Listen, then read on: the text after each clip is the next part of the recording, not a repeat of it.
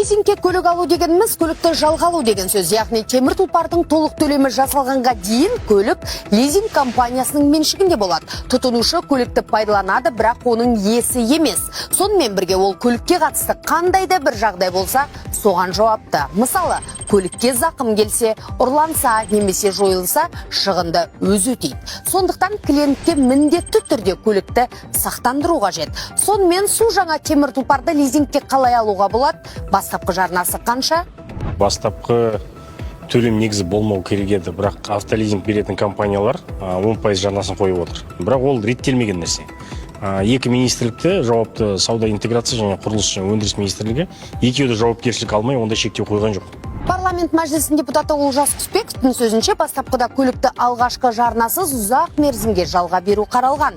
Бірақ жарнаға қатысты жауапты министрліктер шектеу қоймаған. Сол себепті көлікті беретін компаниялар жарнасыз да беруі мүмкін. Яғни пайыздық мөлшерлеме, мерзім және төлем кестесі сияқты шарттарды лизингтік компаниялар өздері белгілейді. Бүгін Алматы қаласында бірінші лизингті беріледі. Сондай бүгін өтініш түсті деп айтты.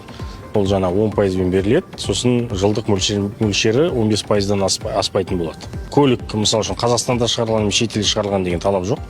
Кез келген көлік, одан кейін ол жаңа болу керек деген талап бар. Автокредитте сияқты міндетті зейнетақы төлемдері міндеттелмеген. Пайыздық үстемақысы кішкене төмен, сол жағынан қолайлы. Мысалы, обычный потребительский кредит шамасы 25%-дан 30% аралығында, а бұл бізге берілген 15%. 36 ай төлейтін 260 мыңнан шығады.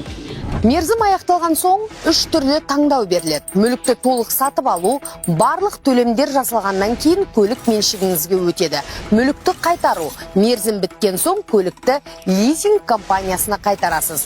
Жаңа мүлікке ауыстыру да қарастырылған. Жалпы алғанда автолизинг жүйесі қазақстандықтар үшін жаңа мүмкіндік, алайда бұл тек тәртіпті төлеушілерге ғана арналған. Сондықтан келісім шартқа қол қояр алдында барлық талаппен мұқият танысу керек.